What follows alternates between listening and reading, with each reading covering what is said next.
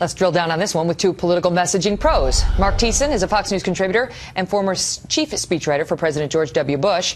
And Bill Burton is a former Obama White House deputy press secretary. Good to see you both. So I'll start with you, Mark. I'm here in D.C. It's great to see you. Good to see you too, Bill. So it's that, I guess, Republicans, conservatives, and then Fox News have made him scary. That's what he attributes his problems to. Yeah, he doesn't need Fox News to make him scary. He's doing a really good job of it on his own. I mean, have you seen the Middle East in recent times? It's pretty scary. Calling ISIS the JV team while they take over territory the size of Great Britain, that's pretty scary. Paving the way for a Russian-Iranian alliance to push us out of the Middle East, that's pretty scary. So Barack Obama's doing a pretty good job of scaring the American people with his policies. They don't have to be scared of him personally. What about that, Bill? I mean, it's he's got his policies that he will do well on or he won't do well on, and now we have 7 years, to judge him on. What is it with, it's something else. Look at something else. It's not me. It's something else that you should look at to define any problems that have come my way.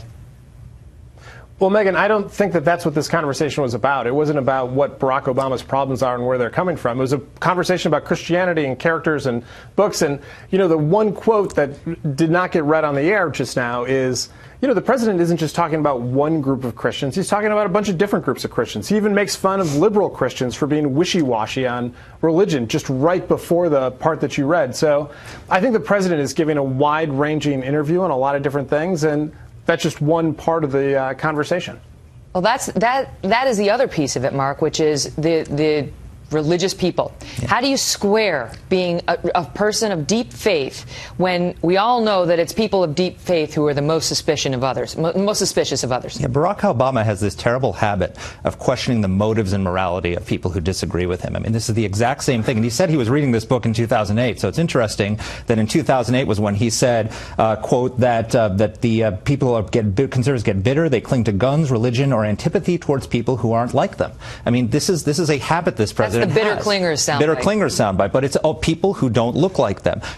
Conservatives aren't upset with Barack Obama because they don't look like him. They don't like people who look like him. They are upset with him because they think he's a terrible president, and they disagree with his policies. They don't think he's necessarily a bad person. They think that they disagree with the direction he's taking the country. He doesn't feel that way about conservatives. He thinks conservatives are bad people who don't like people who look different than they do, and he's basically calling them racists. What about that, Bill? Because there is a... Yeah, go ahead. I was just going to say, to be clear, the president didn't say anything about racism here. It was Mark who brought it up. Secondly, I don't think that the president is just blaming his issues on other people. What the president is trying to do is have a conversation about different things. He's not questioning motives. He's talking about some perceptions. And so, I mean, if you look at some of the people who are most identified with Christianity in public life, just look at the presidential campaign, Ben Carson. Here's a guy who says a Muslim should not be president. If you look at Franklin Graham, here's a guy who says 9/11 is because of homosexuality. If you look across the spectrum, yes, there are a lot of people very associated with highly religious views who do often get perceived as questioning folks who are different than them. The president isn't saying that all religious people don't like people who look different than them, don't like people who aren't the same religion than them. But what the president is saying is that there is often a perception issue that's worth talking about. Go ahead, Mark. He said specifically, they cling to guns, religion, antipathy towards people who aren't like them. In this interview, he said they are suspicious of those who aren't like them. How else am I supposed to read that, Bill? And by the way, this is not the only example of it. In 2012, he said about conservatives, he said, if you're out of work, you can't find a job, you're on your own. You don't have health care, you're on your own. You're born into poverty, you're on your own. That's the Republican view. It's not that we disagree about poverty and how to handle it. It's not that we disagree about how to improve the economy. He believes that Republicans don't care about people, that they're selfish, bad people who don't care about their fellow Americans. He's constantly questioning their motives. I don't think Barack Obama's a bad person. I think he's trying to do what's best for the country. I think he's terribly wrong about it. He thinks that I don't care about the poor, don't care about people who don't have jobs, people who don't care about people who have an education. And it is scary to have someone in the White House who feels that way. And he thinks you want dirty air and dirty water, just for good measure. Don't forget that. That's true. Bill, you understand the messaging because conservatives, Republicans feel that he's constantly attacking them and poking them and blaming them and condemning them, and then they think he plays the victim, saying, I don't know why they're after me and try to make me seem so scary because I am very benevolent and perfectly willing to talk to these air-hating, water-hating, poor child-hating people. I want to get on the record and say that I do not think that Mark THIESSEN hates air.